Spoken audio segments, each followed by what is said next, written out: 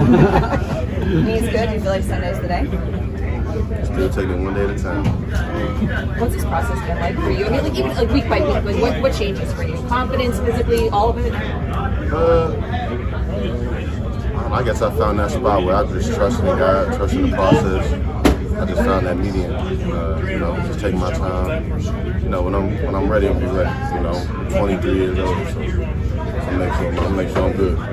Was there anything you did during the bye week to get over kind of whatever hurdle when you kind of stuck? Yeah, so the facility was closed Saturday and Sunday. I worked out Wednesday to Friday. I had like 5 workouts in 2 days or something. So I'm staying on it. Know that it ain't.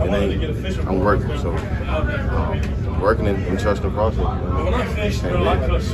Coming back is one thing, but coming back to an environment where it's just going to be bananas the next 4 games. I mean, mentally, is the mental matchup with the physical right now? Yeah, see that I'm not worried about that.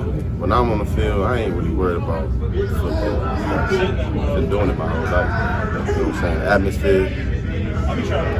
Old State had a great atmosphere. I don't know if anything can match that. But in terms of all that, I ain't really tripping about none of it, man. I'm staying in this meeting I'm in and taking it slow, trusting my process. If they say tomorrow, I'll play tomorrow, you know what I'm saying? I'll play tomorrow. They say whenever, you know what I'm saying? But I'm just staying in this meeting and trusting the process. When you get back on the field, I know there may be a pitch count, they may a certain number of plays, and I know they want to take it easy. You want to make sure that you're straight. But on the other hand, I told you, I said if the game I pop out there, and if I'm on there and you sub me out and I say I'm good, then you know it's go time. Mm-hmm. So yeah, I said it could happen. If I just depend on how I feel with everything, you just never know. But depend on that game. But right now, doing the same thing I'm doing, bro.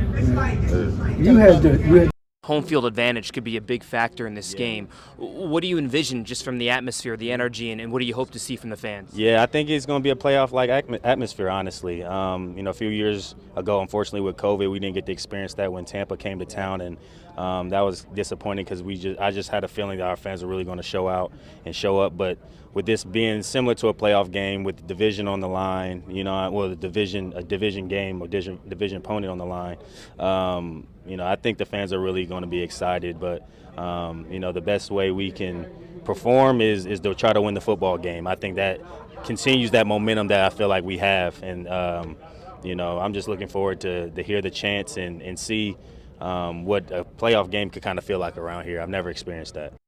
This is arguably probably the biggest game of the season up to this point. What makes you believe this team is ready for this moment, for this type of game? The work we've been putting in all year. Guys have been working hard. We come in every day and we work. We don't really take days off where guys are being lax. We come in and we work with a purpose every single day. So seeing the way that these guys work in this locker room and out on the field, I feel like we can match up against anyone. Do you think the bye week came at like a perfect time, late December? I mean, getting ready for a playoff run? Yeah, it came really well. Feel recharged, refreshed, ready to go for this playoff push and longer. We win these 4 games, we're in the playoffs. That's how the mindset has to be. But it starts with 1 game at a time. What's that mean to you, going from 1-4 to basically controlling your own destiny right now? I mean, just the transformation and the progress this team has made. That's just the guys in these locker room at the end of the day. Every single one of us putting in the work, believing in each other, believing in each other and ourselves, and the coaching staff putting us in position to succeed. Why do you think this team is ready for this kind of push, this final push? What makes you believe? What have you seen that makes you believe that they're ready? I look at the guys in our locker room. First of all, let me start on the offensive side of the ball. On the offensive side of the ball, we got a lot of guys that aren't big names, I would say. We're not superstars, but we all play together. We all care about each other, and at the end of the day, we all feel like we got slighted. So we got an edge. And on the defensive side of the ball, defense line, all first rounders and stuff like that, those guys are playing out of control, and the defense is just playing awesome. The secondary and all that is playing awesome off of them. And special teams. Right now, I think about it, we're just playing really good team football. It takes a team to win, and we've been playing as a team. What makes you believe this team is ready for this type of a moment, this type of a big game? I mean, we play football for these moments, so I don't think anybody anywhere else would be any different. This team's ready to roll. We've had good success all year, so we're just trying to keep it rolling at this point.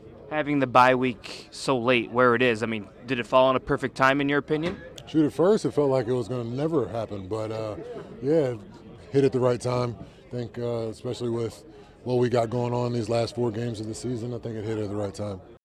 How much do you think home field advantage could play a factor in this game? Having the fans buzzing, wild, crazy. What are your expectations for the atmosphere, and what do you want the fans to bring? Bring the energy, you know what I'm saying? Like, I feel like, you know, we put ourselves in a situation for the fans to be proud of us. And, you know, I feel like they're going to be out there, you know, cheering us on. You know, advantage, you know, home field. You know, we get them rocking, get that momentum going, and, you know, that just gives us more juice. And, you know, we get rolling, and, you know, things can get ugly. Ron, you've talked to the players about the significance of this game, but is there a balance you have to strike of not making this bigger than it is? Like, is there a balance of, like, not putting so much importance on a one game? No, I don't think there has to be. I think what has to be is this is the most important game we're going to play, because it's the one we're about to play, and that's the focus. That's the way we're going to approach it, you know, Scott. Because again, no matter how you look at it, things will happen one way or the other. If you win, it's great. It puts you in an even better position. If you lose, now you're really in the hole, and you got to work yourself out of the next most important game you're going to play. So that's going to be the emphasis. This is an important game. It's very important for us. It'll help dictate the direction that we're headed. Sale of the Commanders or the report that came out just among ownership? There are 2 different questions. On the potential sale of the Commanders, no. On the report, Jen Nova, the general counsel, gave a report on the summary of the congressional report. Roger, to your right. Yep. Roger, what's your reaction to the House Oversight Committee report last week, both as it relates to the team and to the league, and also separately, what's your expectation at this point in terms of the sale of the team? Do you expect the sale of the Commanders in their entirety? I don't have any expectations on that. Dan's statement that he put out was that he was exploring that, and we will continue to work with him on that. As it relates to the House oversight, I think we've been very consistent on this from day one. We fully cooperated. We think we had over 500,000 documents that we submitted. I personally spent 2.5 hours in testimony. I think someone told me it was 120 questions during that time period. So I really feel from the standpoint of cooperation, we obviously know that, and because we have audits going on with the club, that because of the discipline, because of the terrific investigation led by our independent counsel in this case, that the change has occurred in the Washington Commanders organization. That's verified by audits. So that's the outcome that we were seeking, and I think that is the outcome we all wanted. So I don't have anything further to say about it. Has your position on Dan changed at all? It hasn't changed, but I don't have, I need more information again, guys. I mean, this is a big decision, and I said from the beginning I was only interested in finding out more because there's a lot of concern there, and there's merit to look at that possibility, but only I said give it consideration and look at it. I never said vote them out. I mean, it's something that's a big deal, and we'll see what the new year brings, guys. Thank you. Thank you. It's going to have to be something where we gather the 31 of us and talk about it. I know I'm in favor of that, but I don't know. It's going to take, I think, everyone in the league, to kind of, push towards that. I've had, we'll see where things move. Going into the new year and stuff like that. So, I just, being one of 32 owners, that's the positions that I have talked about being, one of 32 owners. And would it be better for you guys if he sold rather than have to be voted out? Well, again, I think that's something that's certainly a better solution. if that came to that, I know, Dan is looking at, as you guys have heard through reports, I just heard reports you guys have heard through investment bankers, you see possible